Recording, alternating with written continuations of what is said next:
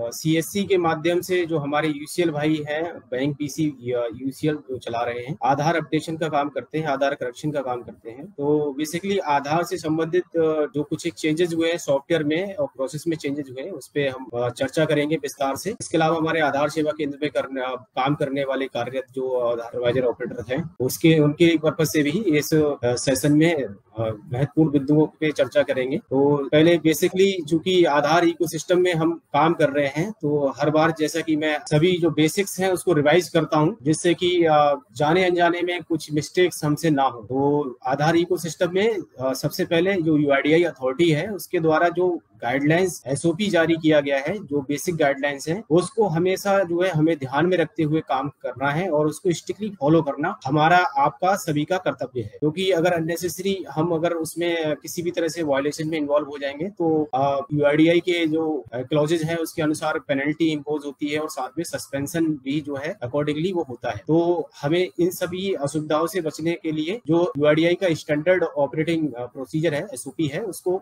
Follow करना है हमेशा। इसके अलावा किसी भी तरह से यूआईडीआई के द्वारा जो निर्धारित शुल्क हैं, चाहे वो न्यू एनरोलमेंट को लेके होते हैं, प्रिंटिंग के चार्जेस हैं, या फिर हम आधार अपडेट पे जो काम कर रहे हैं, तो जिस तरह के अपडेशन से संबंधित जो यूजर चार्जेस हैं वही रेजिडेंट से हमको चार्ज करने हैं। किसी भी तरह से हमें ओवर चार्जिंग में इन्वॉल्व नहीं होना होता है। कभी भी किसी अनजान व्यक्ति को हमें, चूंकि आधार पे आप काम कर रहे हो, तो आधार यूआईडीआई द्वारा जो सॉफ्टवेयर है डेवलप किया गया है, बड़ी ही सिक्योर्ड सॉफ्टवेयर है। तो उस सॉफ्टवेयर के साथ में किसी भी तरह की टेम्परिंग या फिर मैनिपुलेशन ना हो, तो उसके पर्पज से आपको किसी भी तरह से किसी अनजान व्यक्ति को अपना सिस्टम कभी भी रिमोट पर नहीं देना है, जिससे कि वो उसमें किसी भी तरह से कुछ बाईपास या फिर जो है उसको ब्रेक कर पाए। तो आपको किसी अनजान व्यक्ति को कभी भी अपना सिस्टम रिमोट पे नहीं देना है। डॉक्यूमेंटेशन की बात करें, चूंकि आधार आप लोग करेक्शन करते हैं तो कुछ एक डॉक्यूमेंट्स रिक्वायर्ड होते हैं रेजिडेंट से, तो डॉक्यूमेंट्स को प्रॉपर चेक कर लें कि रेजिडेंट जो डॉक्यूमेंट लेकर आए हैं, जो भी उनको आधार में करेक्शन कराना है उससे संबंधित ही वो डॉक्यूमेंट लेकर आए हैं, और उस डॉक्यूमेंट में किसी भी तरह की कोई टेम्परिंग या फिर जो है ओवर राइटिंग या व्हाइटनर, किसी भी तरह से आपको लग रहा है कि ये डॉक्यूमेंट जो है ना मेरे को फेक लग रहा है। कुछ डॉक्यूमेंट्स हैं जो कि ऑनलाइन जारी किए जाते हैं। आजकल जो भी डॉक्यूमेंट्स ऑनलाइन जारी किए जाते हैं, या तो उस पर वेबसाइट रहती है कि ये वेबसाइट है जिसपे जाके आप वेरिफिकेशन कर सकते हो, और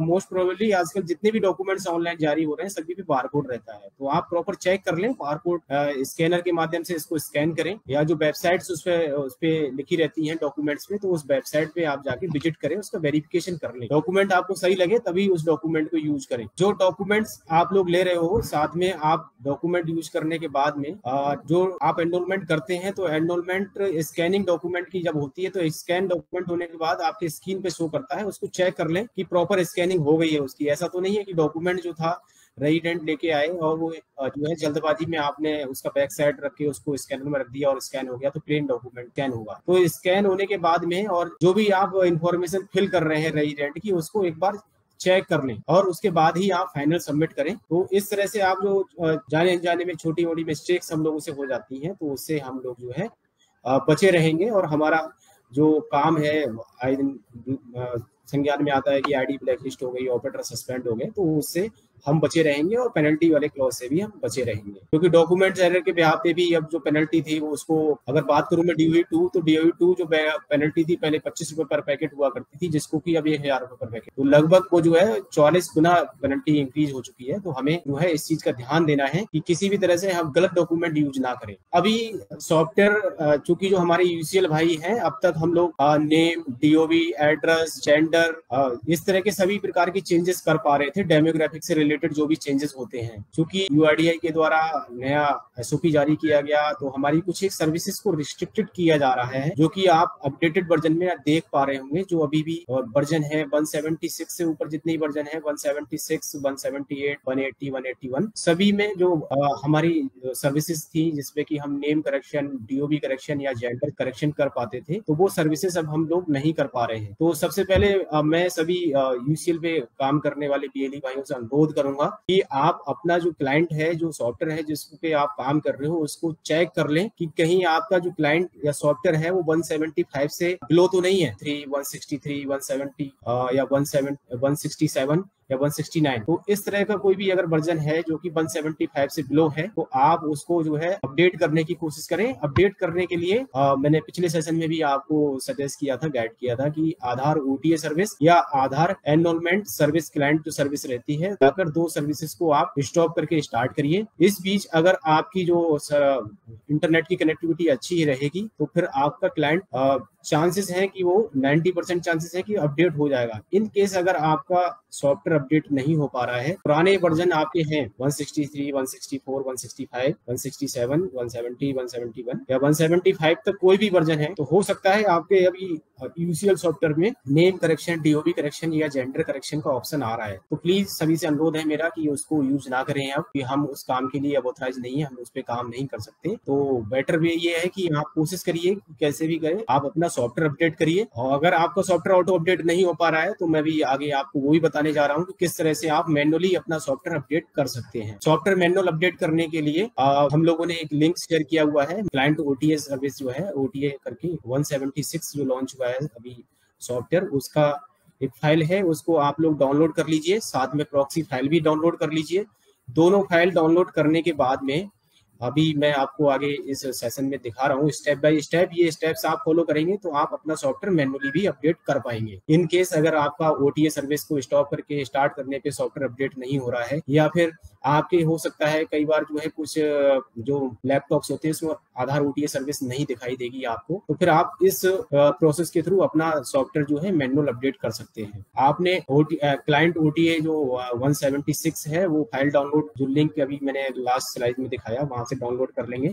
हम लोग अभी आपको ग्रुप्स के माध्यम से और मेल के माध्यम से भी इसको शेयर करने जा रहे हैं, मैंने शेयर भी किया हुआ है। तो आप इससे जो क्लाइंट ओटीए क्लाइंट 176 फाइल है और प्रॉक्सी फाइल दोनों डाउनलोड कर सकते हैं। डाउनलोड करने के बाद में सबसे पहले आपको सर्विसेज में जाना है, जैसे कि सर्विसेज के बारे में जितने भी हमारे आधार ऑपरेटर्स हैं काम करते हैं तो उनको इसके बारे में पता रहता है।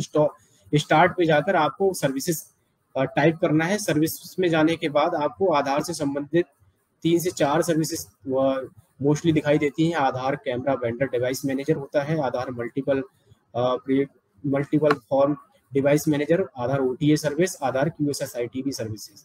आपको ये चारों सर्विसेज को स्टॉप कर देना है।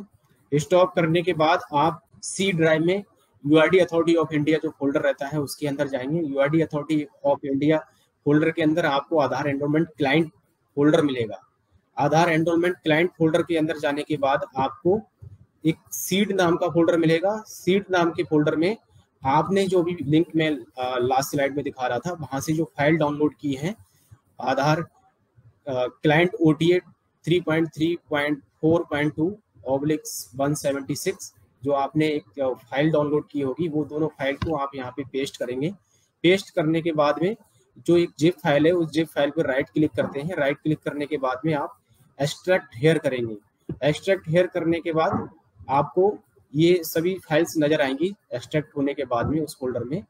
उसके बाद आपको जो फाइल एक्सट्रैक्ट हुई है उस फाइल में से क्लाइंट ओटीए जो आपका 3.3.4.2 जो पहले से वर्जन है और जो अभी आपने एक्सट्रैक्ट किया है, तो इस तरह की जो 4 फाइलें हैं उसको आपको सेलेक्ट नहीं करना है। बाकी सभी फाइल को सेलेक्ट करके वापस से फिर से आधार एनरोलमेंट क्लाइंट फोल्डर पे जाना है और उस पे जाके पेस्ट कर देना है। पेस्ट करने के समय पे आपसे वो रिप्लेस करने के लिए मांगेगा, क्योंकि ये सारी फाइल्स ऑलरेडी आपके जो पुराने वर्जन हैं जो सॉफ्टवेयर इंस्टॉल्ड है उसमें रहते हैं, तो वहाँ पे वो रिप्लेस के लिए आपसे चेक आएगा। तो रिप्लेस पे आपको क्लिक करके वो रिप्लेस कर देनी है। फाइल रिप्लेस करने के बाद में ये सारी फाइल्स आपको वहाँ पे आपके आधार एनरोलमेंट क्लाइंट में दिखाई देने लगेंगी। सेम फिर आपको प्रॉक्सी फाइल रिप्लेस करनी है। CONF नाम का जो फोल्डर होता है, CONF नाम से फोल्डर में आधार एनरोलमेंट क्लाइंट के अंदर प्रॉक्सी फाइल को रिप्लेस कर देना है। यहाँ पर प्रॉक्सी फाइल भी ऑलरेडी आपके सिस्टम में होगी, तो प्रॉक्सी फाइल को रिप्लेस करते समय भी वहाँ पे आपको रिप्लेस के लिए चेक आएगा, तो आपको उस पर क्लिक करके रिप्लेस कर देना है। जिस प्रकार स्टार्टिंग में आपने आधार स्टार्ट पे जाके सर्विसेज में जाके सारी आधार सर्विसेज को स्टॉप किया था, अगेन आपको फिर से वही प्रोसेस को फॉलो करते हुए अब वो सारी सर्विसेज को स्टार्ट करना है। दोबारा से आप स्टार्ट कर देंगे। आधार QSSITV सर्विस, आधार मल्टीपल फॉर्म डिवाइस मैनेजर, आधार सर्विस क्लाइंट या आधार OTA सर्विस भी जिन सॉफ्टवेयर में आ रही होगी उनमें आप ये सारी सर्विसेज को दोबारा से स्टार्ट कर देंगे। तो स्टार्ट करने के बाद में आप दोबारा से जब अपना क्लाइंट आधार एनरोलमेंट क्लाइंट जो है यूसीएल सॉफ्टवेयर खोलेंगे, डेस्कटॉप पे जो आइकन होगा, तो आप देखेंगे कि आपका सॉफ्टवेयर जो है अब अपडेट हो चुका है। वो 176 से अबव किसी भी वर्जन पे आपको दिखाई देगा। 176, 178, 180 या 181 ये सभी वर्जन अभी वर्किंग में है, अभी काम कर रहे हैं। तो सभी बीएलई भाइयों से मेरा अनुरोध है कि आप अभी अगर 176, 178, 180 या 181 पे काम कर रहे हैं तो आप समझिए कि आप सही सॉफ्टवेयर पे काम कर रहे हैं, आपको परेशान होने की जरूरत नहीं है। चूंकि अभी भी कुछ अपडेशन का काम चल रहा है, बैकएंड से यूआईडीआई सर्वर पे काम कर रहा है, सॉफ्टवेयर में भी कुछ डेवलपमेंट्स हो रहे हैं, तो उस वजह से अभी भी कुछ पैकेट्स हो सकता है कि आपके रिजेक्ट हो रहे हैं या फिर होल्ड पर जा रहे हैं। तो इसके लिए मैंने आपको पहले ही बताया था कि उसका आपका सॉफ्टवेयर से मतलब नहीं है, क्योंकि अपडेशन या फिर डेवलपमेंट की वजह से वो चीज़ें प्रॉब्लम हो रही हैं। तो जो भी पैकेट आपके प्रोसेस में नहीं गए थे या नहीं जा रहे हैं या कुछ नो डिस्क्रिप्शन फॉन्ट में या डेटा प्रोसेस एरर में जो रिजेक्ट हो रहे हैं, तो आपको उससे परेशान नहीं होना है। वो सारे पैकेट जो है अपकमिंग वीक में आने वाले 3 से 5 दिन में वो सभी प्रोसेस हो जाएंगे। आपको बस जस्ट ये चेक करना है कि आपका जो सॉफ्टवेयर जिस पे काम कर रहे हैं कहीं वो 175 से बिलो तो नहीं है।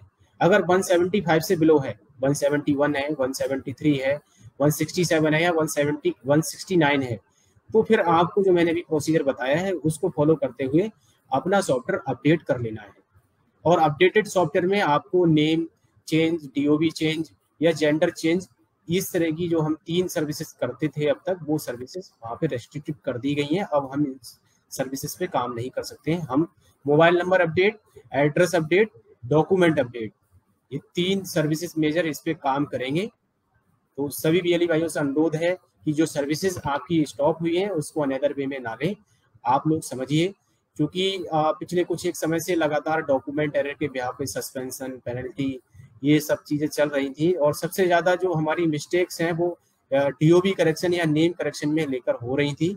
और आधार बहुत ही क्रूशियल और बहुत ही इंपॉर्टेंट डॉक्यूमेंट है, जो कि आपको पता है लगभग 1100 से अधिक सरकारी और गैर सरकारी सर्विसेज में डायरेक्ट और इनडायरेक्ट वे में यूज किया जाता है। तो कहीं ऐसा ना हो गलती से कोई गलत डॉक्यूमेंट के बिहाफ पे किसी का आधार अपडेट हो जाए या आधार जनरेट हो जाए।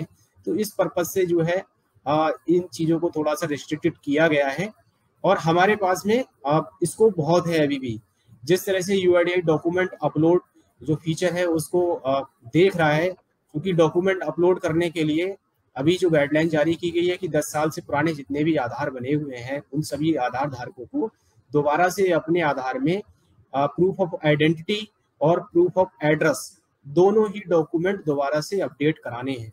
और जो कि नंबर ऑफ रेजिडेंट्स काफ़ी मात्रा में है, करोड़ों की संख्या में जो रेजिडेंट्स हैं वो हैं जिनके की दोबारा से डॉक्यूमेंट अपडेट कराने की ज़रूरत है।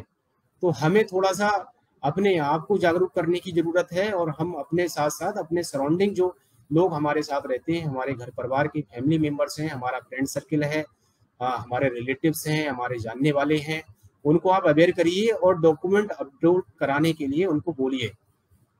तो हमें जो है परेशान नहीं होना है कि 2 सर्विसेज हमारी मेजर थी, जैसे डीओबी या नेम करेक्शन, वो कम कर दी गई हैं तो हमारा जो है वो फुटफॉल कम हो गया है। ऐसा नहीं है। आप लोग मोबाइल नंबर की भी बात करें तो 30% से अधिक अभी भी रेजिडेंट ऐसे हैं जिनके मोबाइल नंबर लिंक नहीं है आधार में।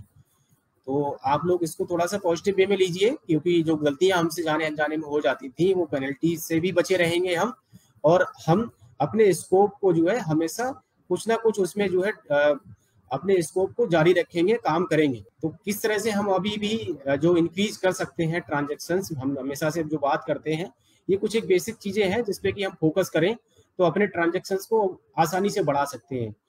अभी भी हमारे बहुत बीएलई भाई हैं जो कि डेली रेगुलर 50, 60, 70, 50, 60, 70 तक रेगुलर अपडेट्स कर रहे हैं, यूसीएल के माध्यम से ही कर रहे हैं।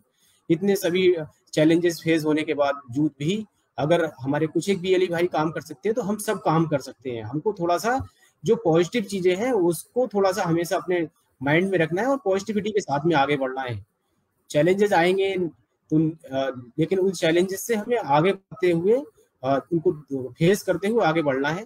आप अपने सेंटर की प्रॉपर ब्रांडिंग रखिए, अपने सेंटर पे जो आपके नियरेस्ट मार्केट प्लेस होते हैं, हाँ, प्लाजा होते हैं, कुछ मॉल्स होते हैं, शॉपिंग मॉल्स हैं, कुछ इस तरह की मार्केट्स हैं जहाँ पे कि लोगों का फुटफॉल बहुत होता है, काफी लोग आते हैं कुछ काम करने के कराने के पर्पज से।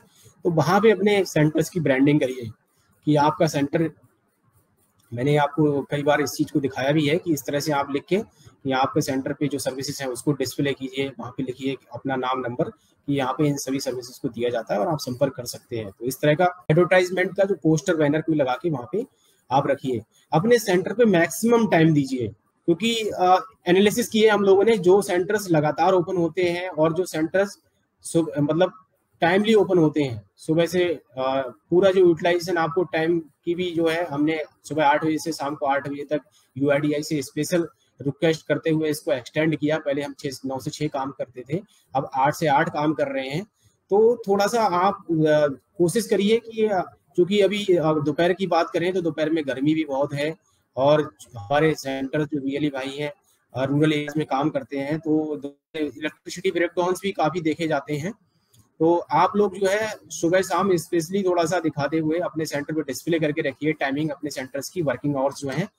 तो जो मैक्सिमम टाइम है शाम को 8 बजे तक काम करने का, क्योंकि गांव देहात में जो हमारे रेजिडेंट हैं, कुछ कहीं काम करते हैं, कोई मजदूरी करते हैं, कुछ इस तरह के जो है वो इन्वॉल्वमेंट में है वो अपने बिजनेस को लेके, तो हो सकता है सुबह शाम वो काम कराना पसंद करते हैं। और इनकेस अगर वो सुबह शाम काम कराना पसंद कर रहे हैं और उनको वो सर्विस लेने के लिए कोई सेंटर नहीं मिलेगा तो फिर वो प्रॉब्लम रहेगी। हमें हमेशा समझना है कि ये जो सर्विस है आपको दी गई है या हमको मिली हुई है, वो सिटीजन एसेंट्रिक सर्विस है और सिटीजन के उसकी सर्विस पॉइंट ऑफ व्यू को देखते हुए दी गई है। हम संडे भी काम कर सकते हैं, आप देखते हो बैंक, पोस्ट ऑफिस या फिर जो गवर्नमेंट रजिस्ट्रार हैं, गवर्नमेंट प्लेसेस में जो सेंटर्स हैं जहाँ पे कि आधार अपडेट का काम होता है, वो गवर्नमेंट हॉलीडे में नहीं खुल पाते हैं। लेकिन हमारे साथ ये फाउंडेशन भी नहीं है। तो आप लोग सैटरडे संडे भी काम करिए और सुबह 8 से 8 बजे तक अपना पूरा समय देते हुए काम करिए। रेगुलर सेंटर को खोलिए।